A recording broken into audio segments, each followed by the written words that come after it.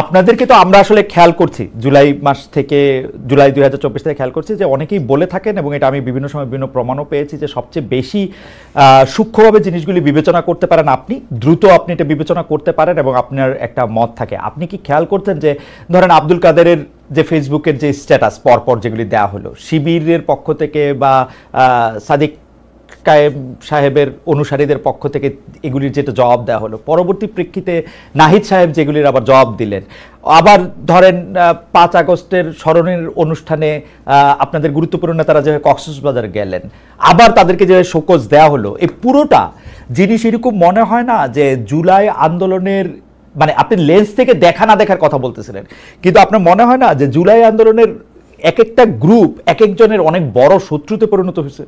এইটা আপনার মনে হয় কিনা? দেখেন, ওই এখানে যাদের কথা বলছেন সবাই তো ইয়াং, এবং সবার বয়সই আমার মতে 30 বছরের নিচে। তো স্বাভাবিকভাবেই মানে এই বয়সের মানুষজনের মধ্যে খুব দ্রুত রিয়েক্ট করে ফেলার বা দ্রুত হচ্ছে এক ধরনের রক্ত গরম থাকার বিষয় আছে না, তো সেটার একটা রিফ্লেকশন এটা আমি মনে করি। তবে এইটা আমার মনে হয় যে ছোটখাটো বিষয়ে, বিভিন্ন স্বার্থগত বিষয় কিংবা কৃতিত্বের বিষয় হোক, কিংবা সামনে হয়তো ডাকসু আছে বা আরো কিছু বিষয়ে, এটা নিজেদের মধ্যে ছোটখাটো মতানৈক্য বলেই আমি মনে করি। কারণ এখনো বিগার কোশ্চেনে সবার কর্মপন্থা হয়তো ভিন্ন, যারা জুলাই গণঅভ্যুত্থানের স্টেক হোল্ডার ছিলেন, যারা অংশগ্রহণকারী ছিলেন, কিন্তু আওয়ামী লীগের প্রশ্নে বলেন, ফ্যাসিবাদের প্রশ্নে বলেন, একটা সুন্দর বাংলাদেশ গড়ার প্রশ্নে বলেন, আমি দেখেছি যে সবাই কাজ করছে। সবার কর্মপন্থা হয়তো ভিন্ন হতে পারে, বা কেউ এটা নিয়ে ডিবেট থাকতে পারে যে কে বেশি করতেছে, কে কম করতেছে, বা অনেক যেটা কক্সবাজার যাওয়ার কথা বললেন শোকজ, বা অনেকগুলো মনে হতে পারে যে এরা বাচ্চামি করতেছে, বা তো ওই বয়সের একটা বিষয়টা আছেই। কিন্তু আমার মনে হয় না যেটা এত বড় বিরোধ যেটা আসলে শত্রুতা বলা যায়।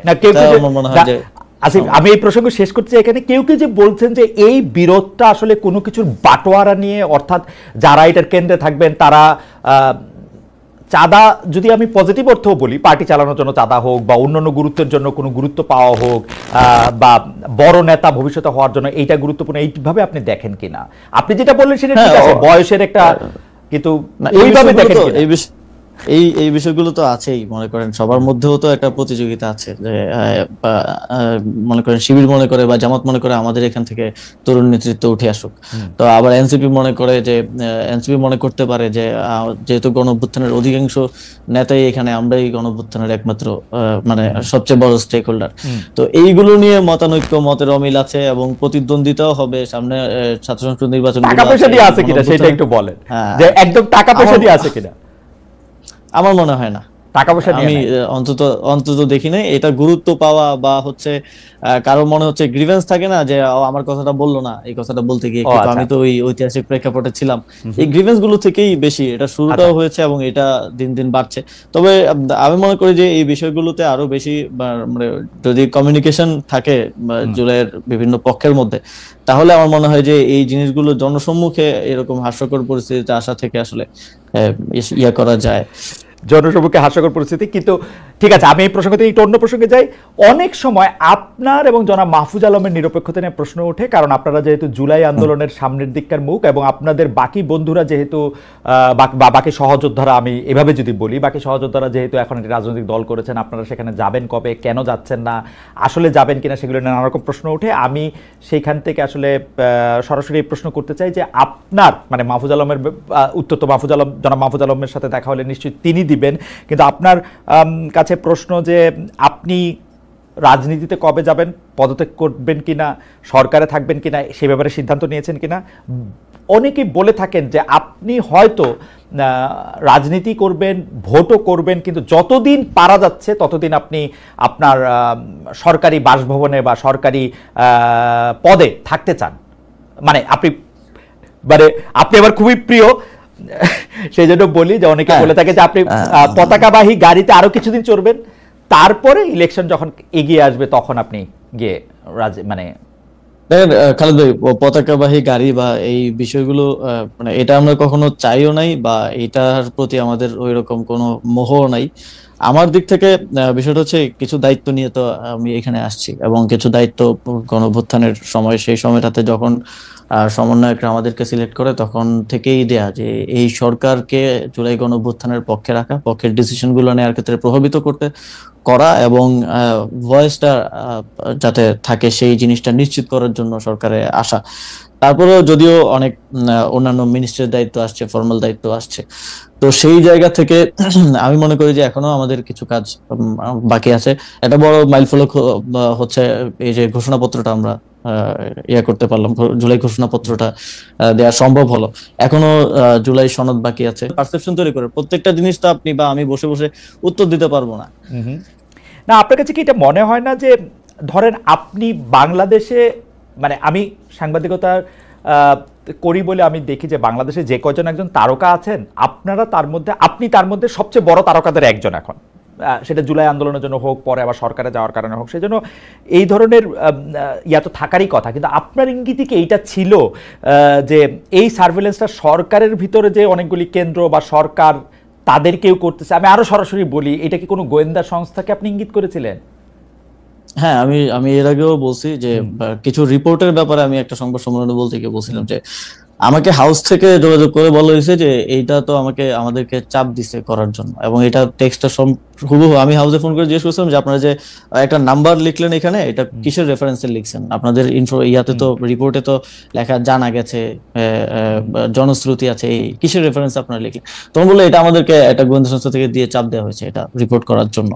তো এই যে এটা তো সরাসরি আছে, আমি সরাসরি কয়েকবার বিভিন্ন জায়গায় বলছি, এবং এটাকে এই মানে আমরা এমন একটা কমপ্লেক্স সিচুয়েশনের মধ্যে আছি যেখানে আসলে আমার কোনো প্রতিষ্ঠানও আমার বিরুদ্ধে আসলে কাজ করছে কিনা এটাও আসলে বোঝা অনেক সময় মুশকিল হয়ে যায় আর কি। খুবই ইন্টারেস্টিং। তবে আমি আপনাকে একটা তথ্য হিসেবে একটা জিনিস জানায় রাখি, সরকারের ভিতরকার অঙ্গগুলি আসলে এভাবেই কাজ করে। মানে আমি আপনাকে দায়িত্ব নিয়ে বলতে পারি, সরকারের অনেক মানে বিগত সরকারের অনেক মন্ত্রীর বিরুদ্ধে যেসব রিপোর্ট হয়েছে তার অনেকগুলি আবার গোয়েন্দা সংস্থাও দিয়েছে। আবার এইটা কিন্তু সব সরকারের সময় করা হয়। যেমন ধরেন নাইকো দুর্নীতির সঙ্গে বিএনপির জ্বালানি প্রতিমন্ত্রী যে সম্পৃক্ত ছিলেন সেটা গোয়েন্দা সংস্থার সরবরাহ করার রিপোর্ট।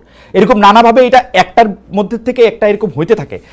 এটা চেক এন্ড ব্যালেন্সের জন্য সরকার প্রধান হিসেবে করে, কিন্তু সেটা নিয়ন্ত্রণ রাখার জন্য জাতীয় স্বার্থে না, জাতীয় স্বার্থের বিষয় হলে কোনো সমস্যা নেই।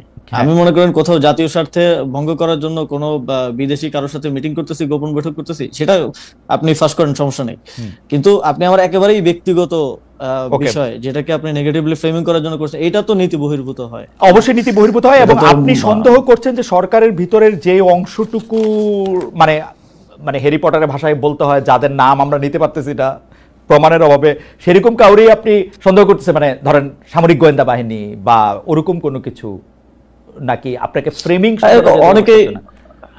অনেকেই আছে আসলে 5ই আগস্টের পরে আপনি একটু আগেও যেটা বললেন যে অনেকেই স্বার্থের জন্য যারা জুলাই গণঅভ্যুত্থানে আমাদের সাথে ছিল তারও হয়তো আমাদের বা আমার সাথে নাই। আবার এনসিপির তো মনে করেন যে আমাদের অন্যান্য সহযোদ্ধারা যে রাজনৈতিক দলে আছে তাদের তো ওনারা তো ইউনাইটেড আছেন এক জায়গায়, তো কেউ একজন বিপদে পড়লে বাকিরা হয়তো বাঁচাতে পারেন। তো আমরা তো সরকারে যারা আছি তারা তো ওই দেখা যায় যে যারা সাবেক সহযোদ্ধা তারাও আমাদেরকে বক্তব্যে গালিগালাজ করছেন যে সরকার এই কাজটা করতে পারতেছে না, ওইটা করতে পারতেছে না। পরিষ্কার আমরা তো এক ধরনের একা, আমাদের তো কোনো বন্ধু নেই।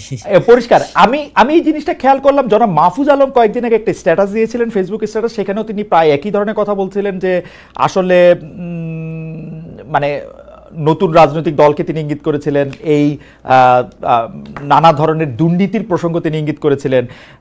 আপনারা কি সত্যি মানে এরকম সরকারের মধ্যে থেকে যদি এরকম ভালনারেবল থাকেন, তাহলে তো আপনাদের আসলে মানে আমরা যারা আপনাদেরকে সমর্থন দিয়েছিলাম তাদের কি কিছু করার আছে এই ব্যাপারে? মানে এটা কি হতে পারে সেটা আমার একটা জানার ইচ্ছা, যদি আপনাদেরকে আসলেই ফ্রেম করা হয়, আসলেই যদি আপনারা এটার মধ্যে থাকেন।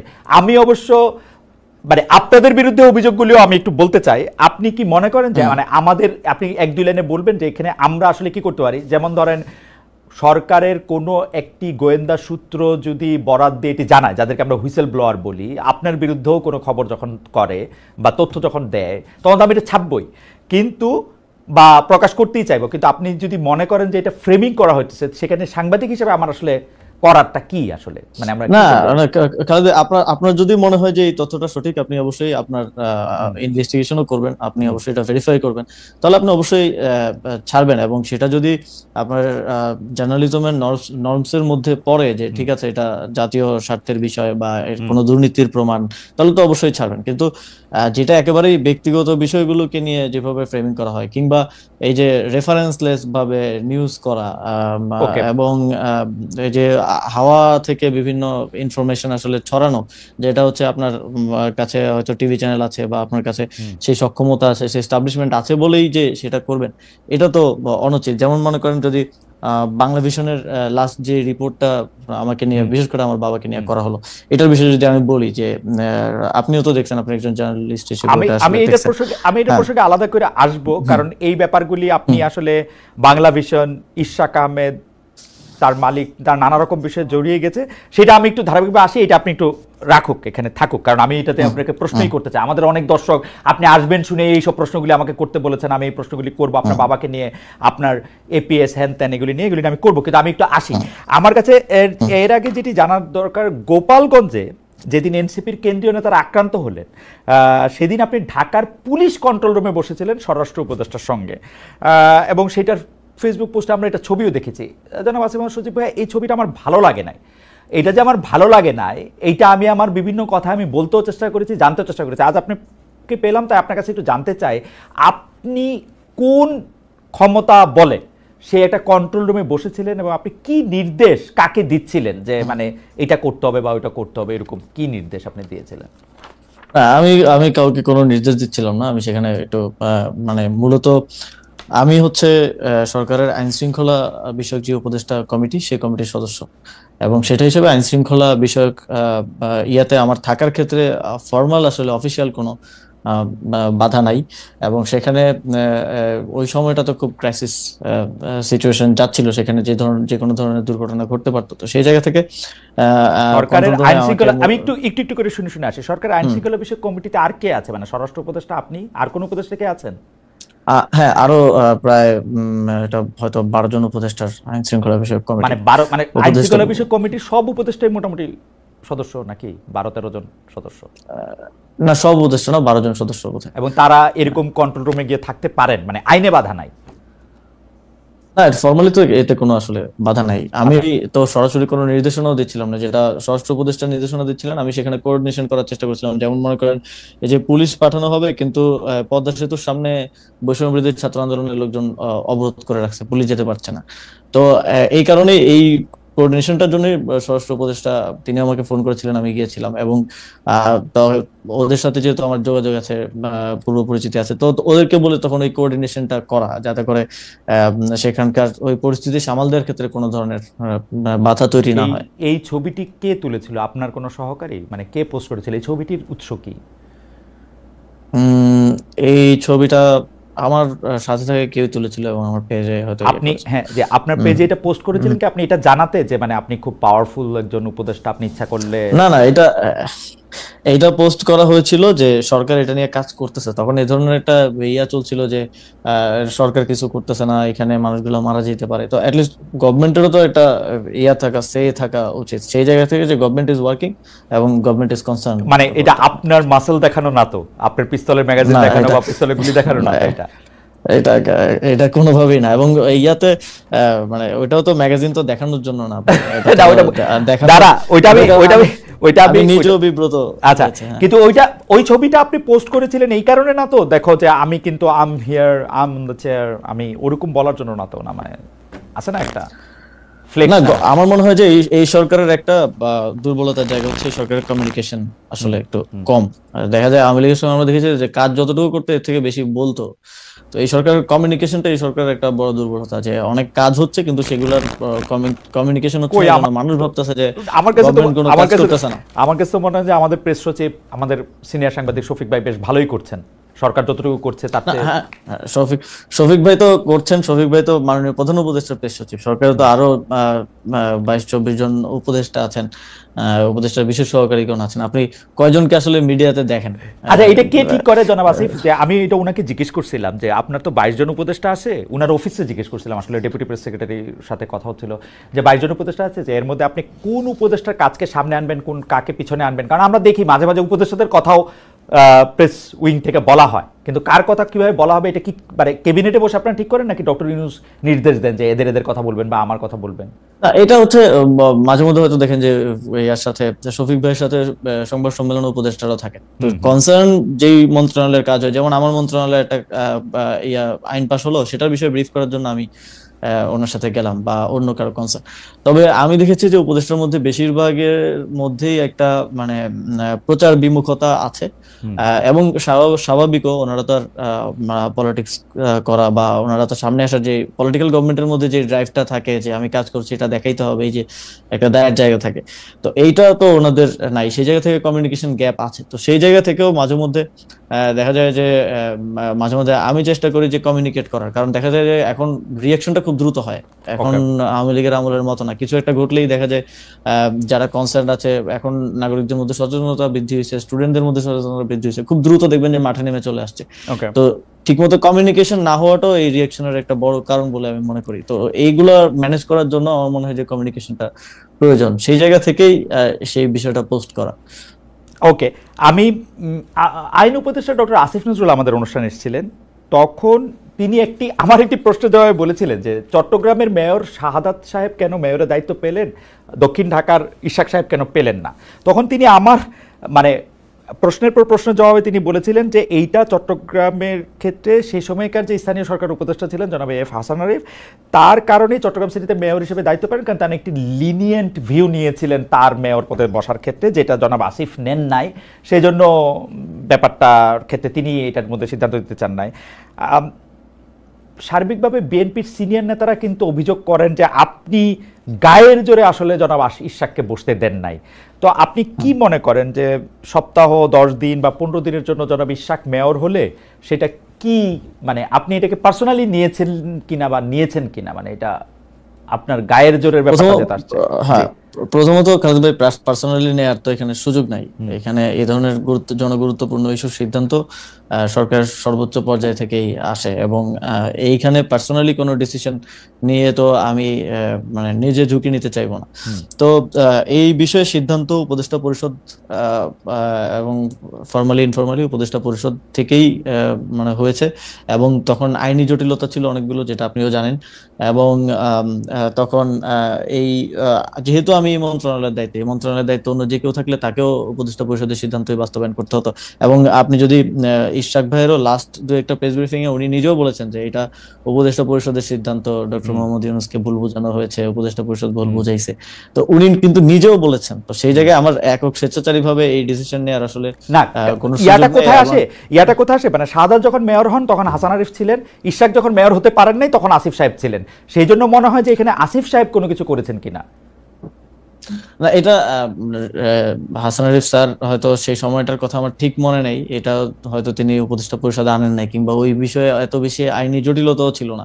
তো উপদেষ্টা পরিষদে যখন যায় তখন আমার তো মানে স্টেশনের দায়িত্বে থাকা জায়গা থেকে হচ্ছে আমার ওই সিদ্ধান্তটা বাস্তবায়ন করাটা হচ্ছে আমার দায়িত্ব। এবং যেহেতু এখানে আইনি জটিলতা ছিল, একই সাথে এই সিদ্ধান্ত বাস্তবায়নের ক্ষেত্রে আমাদের আসিফ নজরুল স্যারও সহযোগিতা করছেন, অ্যাটর্নি জেনারেলও এইটার ক্ষেত্রে আইনি পরামর্শ দিয়েছেন আমাদেরকে। তো এটা যে এককভাবে আসিফ মাহমুদের, এটা রাজনৈতিক কারণে অনেক সময় বলা হয়ে থাকে, রাজনৈতিক প্রতিপক্ষ আমাকে অনেকে মনে করতে পারেন তারা সেভাবে অ্যাটাক করতে পারেন, কিন্তু শেষ পর্যন্ত তো ইশাক ভাই নিজেও বলেছেন যে এটা উপদেষ্টা পরিষদে আসলে সিদ্ধান্ত। আমারও মনে হয় যে এটা উপদেষ্টা পরিষদেরই সিদ্ধান্ত, কিন্তু এখানে আবার একটা কথা আসে যে উত্তর ঢাকায় আপনি প্রশাসক নিয়োগ দিয়েছেন সম্পূর্ণ আপনার একক সিদ্ধান্তে। জনাব এজাজ সাহেবের আগে পিছে যাই